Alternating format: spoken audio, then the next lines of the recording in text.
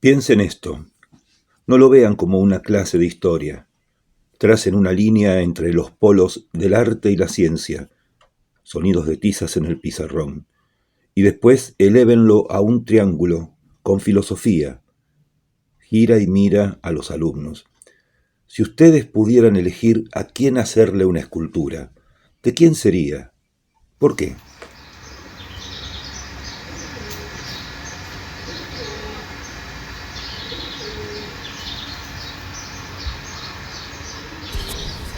Me llamo Irupé y sí, solo tengo 14 años, pero me acuerdo perfectamente de estas cosas, sobre todo en muchas clases que daba mi papá. Fue maestro, mi papá, en El Dorado, Misiones. Ahí es donde vivimos. Él nos hablaba mucho de Ser Luis Perlotti, en las clases de historia, en las clases de arte, en las clases que nunca sabíamos de qué eran. Nos explicaba, al final todo se termina enredando, conectando, todo está de algún modo relacionado. Él me contó de mi nombre que tiene dos orígenes, dos historias.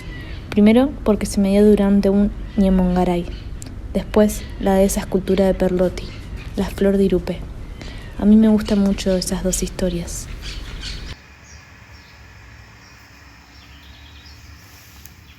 Luis no era guaraní, era descendiente de inmigrantes italianos. Tampoco se crió cerca de Corrientes, sino que la empezó a frecuentar de grande, casi a sus 50, por el año 1937. Lo habían invitado para llevar adelante dos proyectos escultóricos puntuales, pero fue una leyenda de raíz guaraní, compartida por un historiador correntino, la que lo tuvo a su regreso varias noches en vela. Esa leyenda de la flor del Irupé se había tallado directamente en su alma. Al año siguiente, nuevamente en Corrientes, le propusieron participar de un concurso para diseñar una inmensa estatua como conmemoración del general Mitre. Concurso que Luis ganó y llevó adelante en los años siguientes, no sin antes pasar nuevamente por grandes conflictos internos.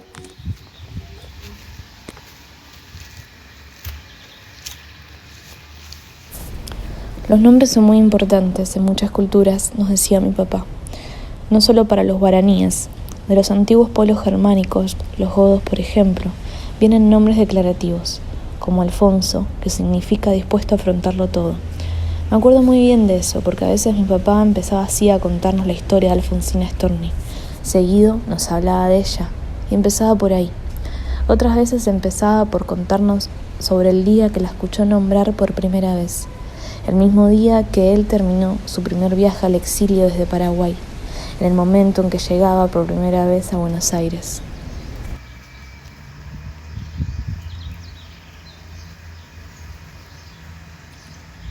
Al volver de aquel viaje de Corrientes a Buenos Aires, Luis comenzó inmediatamente el boceto de su escultura de Irupé, que en pocas noches ya tenía materializada en una pequeña figura de yeso. Fue por lo visto y escuchado allí en Corrientes que había comenzado a tener contacto con la cultura guaraní, incluso 2 años antes de embarcarse en los proyectos sobre el comandante Andresito. En esa época, Misiones no era aún provincia. Perlotti ya desde hace años alquilaba su cincel y sus gubias a personajes que le eran ajenos. Moldeaba formas de figuras y próceres por pedidos de otros. Ese era su trabajo, su oficio. Lo que le daba el sustento y, sobre todo, lo que le permitía convertir en realidad aquellos destellos que verdaderamente desbordaban de su alma. Aún así, la decisión de embarcarse en el inmenso monumento a Mitre le parecía demasiado. Una contradicción demasiado grande. Un conflicto que solo se pudo zanjar en la posibilidad efectiva de darle cuerpo y magnitud a la flor del Irupé.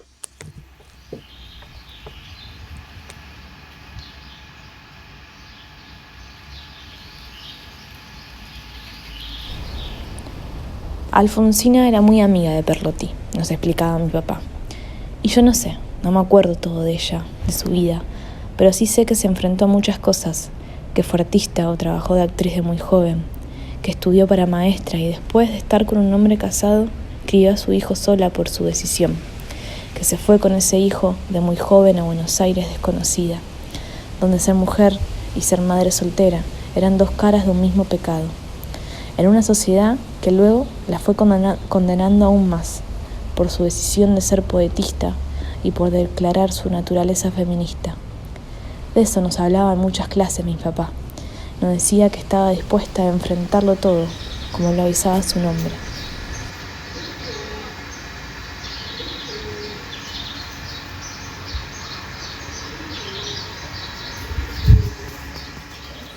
Se trataba de una estatua de Mitre de 4 metros, en lo más alto de unas barrancas, mirando hacia el río Paraná. En los papeles del concurso decía, como tributo del pueblo correntino. Pero Perlotti había leído mucho sobre Mitre, mientras se formaba como artista en su juventud y frecuentaba la Biblioteca Popular Juan B. Justo, pensada desde y para trabajadores obreros. En ella había conocido otras versiones de la historia. Porque también la historia la escriben los pueblos, aún con sus limitaciones, con su heterogeneidad y su complejidad, tienen su propia mirada, su propia voz, y puede distar mucho de las historias oficiales. Para Luis, Mitre no solo había sido otro incipiente intento de conquistar el desierto por parte de la oligarquía porteña, desierto que por cierto encontró inconquistable tras su derrota en Sierra Chica contra la resistencia de los pueblos pampeanos. Era sobre todo el brazo ejecutor de una entidad mucho mayor, constituida por imperios europeos, que no estaban dispuestos a que se sigan fortaleciendo naciones realmente independientes, como lo estaba intentando hacia 1860 el pueblo del Paraguay, dirigido por Solano López, para la historia oficial, increíblemente todavía hoy, el más feroz dictador.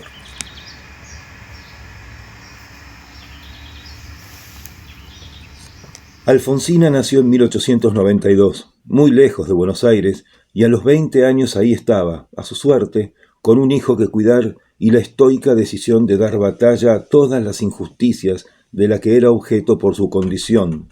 Era mujer, era madre soltera, defendía sus ideas e ideales y también tenía la necia voluntad de forjar y sostener su propia voz.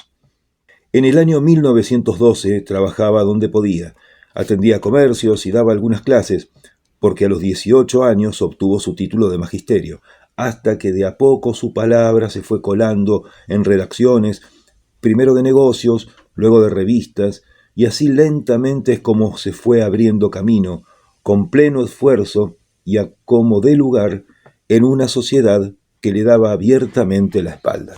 No pasó mucho tiempo más cuando incluso logró ocupar las páginas del diario La Nación, el emblema de la oligarquía porteña, ese que había fundado Mitre en 1870, luego de la guerra de la Triple Alianza, y en el que ahora Alfonsina, irreverente, filtraba su visión del mundo, aunque sea entre las bambalinas del seudónimo Tao Lao.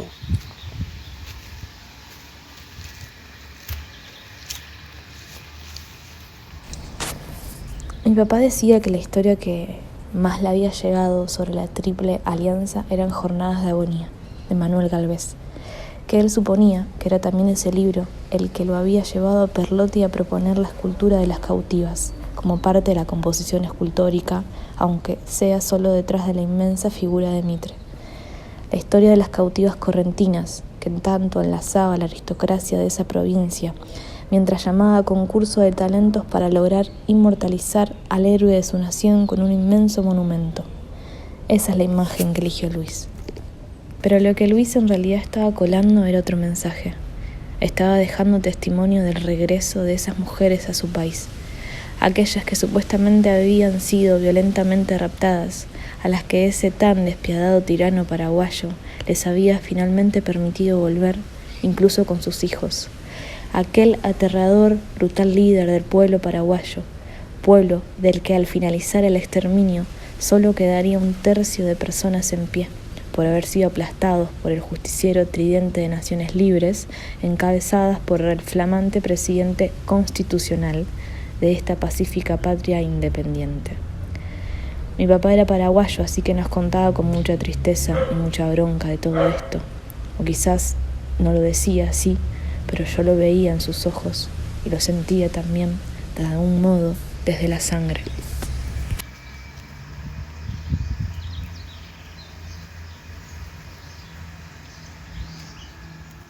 Alfonsina y Luis se conocieron por los años 1920 y pico y consolidaron su amistad en el marco de las peñas del Café Tortoni y desde ese hermano común a todos los nuevos artistas urbanos y suburbanos de la época, que era Quinquela. Mientras Luis intentaba profundizar sus planteos indigenistas, Alfonsina activa fervientemente en la lucha feminista, porque es feminista toda mujer que se atreve a defender sus ideas, proclamaba. En sus primeros libros, que ella misma desdeñaba, si bien ya asomaba su verdadera voz, también estaba cubierta por los velos de ciertos moldes y estructuras que debía cumplir una mujer para poder escribir o por lo menos para poder publicar. Pero para principios de la década del 30, Alfonsina ya había consolidado su esencia, auténtica e invaluable, tanto en la palabra poética como en la reivindicación de los derechos de las mujeres, elevándose a la par de la chilena Gabriela Mistral y la uruguaya Juana de América.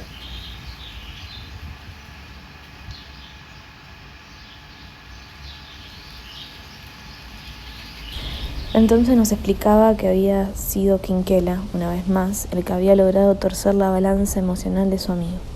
Esta vez contándole la historia de Cándido López, el pintor, el manco de Curapaití, el hombre que realmente vio la guerra del Paraguay y que pintó sus escenarios repletos de pequeños hombrecitos sin ojos. Cándido tuvo que aprender a pintar con la mano que le quedó. Primero pintaba naturalezas muertas para no morir de hambre. Mucho después vinieron los famosos cuadros que documentaban esas batallas de la guerra contra el Paraguay, que surgieron de los arrugados borradores que había tomado en las batallas y de sus imborrables recuerdos.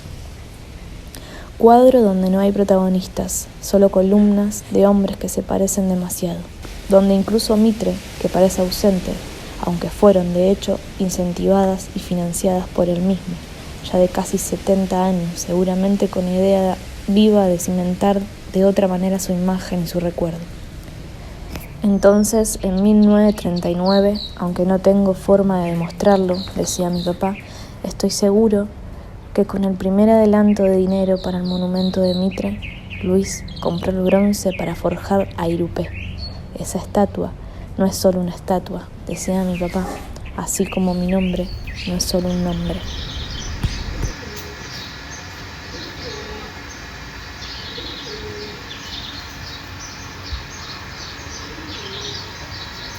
En 1939, cuando iniciaba la invasión de la Alemania nazi a Polonia, comenzando así con la Segunda Guerra Mundial, Alfonsina ya estaba muerta. Además de todas las batallas externas que tuvo que librar, en 1935 le detectaron y la operaron de cáncer, y esa fue la verdadera y quizá la única guerra que ella no pudo ganar. Las historias insinúan y repiten que su suicidio tenía más que ver con su figura melancólica, su nostálgica entrada al mar como una lenta acción de abandono, de resignada renuncia, o incluso solo siguiendo los pasos de otros oscuros e ilustres literatos suicidados. Pero eso no fue así. El día anterior, en un sobre dirigido al diario La Nación, Alfonsina nos dejaba la explicación a su destino, que se iba a dormir y que no insistamos, pues había salido. La mañana del 25 de octubre de 1938 se arrojó decididamente al mar, pero solo cuando su cuerpo ya no le permitía escribir. Su última y tortuosa carta a su amigo Manuel Gálvez así lo demuestra. Es recién en ella en que se permite decirlo literalmente: no puedo escribir más, mientras aún así dejaba unas últimas instrucciones que velaban todavía por el futuro de su hijo. Allí también nos decía: gracias, adiós, no me olviden.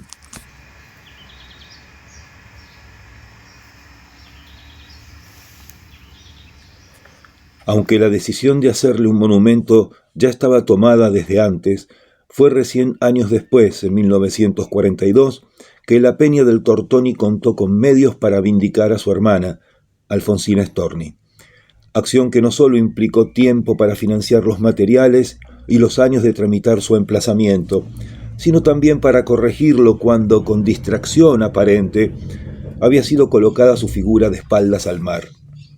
El escultor de esa obra icónica, que todavía contempla las olas romper contra las costas de Mar del Plata, no fue otro que Luis Perlotti.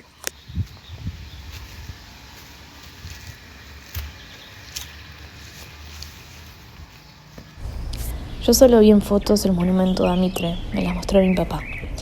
Él decía que el pueblo correntino jamás hubiera alzado semejante cosa, que para ellos el pueblo paraguayo era el de sus hermanos, y no el representado por el tirano impuesto desde el Río de la Plata. Porque Mitre se enmarcaba en las consignas de un proceso de pacificación que curiosamente bregaban por no ahorrar sangre de gauchos o de indígenas, a los que no mencionaban, porque ni siquiera los consideraban personas. Antes de marchar al frente de su triple alianza contra la vigorosa nación paraguaya, Mitre ya había sido encomendado por sus designios, algunos intangibles, otros extranjeros, a que desintegre las voluntades de los pueblos libres de las provincias que se unían contra su inexplicable Argentina. Todo eso no lo leí en los libros. Me lo dijo mi papá.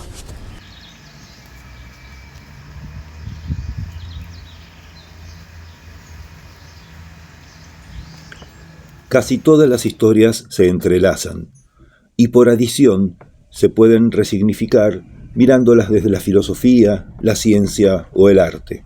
Por ejemplo, Rubén Darío fue un poeta nicaragüense nacido en 1867, cuya influencia en nuestra vida actual es a veces difícil de notar. El mismo Rubén Darío fue el encargado de una elocuente y esmerada obra de Oda a Mitre, encomendada a él seguramente por vehementes devotos de aquel deslucido general. Pero era ese mismo Rubén Darío el que viajaba como escudo en el escueto equipaje de Alfonsina Storni mientras llegaba expectante por primera vez a Buenos Aires, y era ese mismo Rubén Darío que se trepaba a los árboles con Ernesto Guevara en sus últimos días en Bolivia. Aunque claro, en ambos casos, no precisamente desde los pulidos versos de aquella artificial oda. Luis Perlotti finalizó en 1941 un gigantesco General Mitre que aún permanece de pie en un parque con su nombre. El mismo Luis Perlotti, que años antes había creado una Irupé regresando desde las aguas, una doncella guaraní irrumpiendo estoica en el mundo, dispuesta a enfrentarlo todo, sin imposición, sin violencia, conjurando de igual modo la restitución del orden cósmico.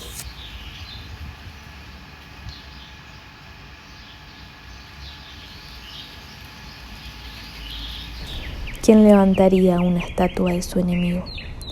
¿Quién elige y cuenta la historia de nuestras figuras de referencia? ¿Cuáles elegimos nosotros? Esas cosas nos preguntaba mi papá.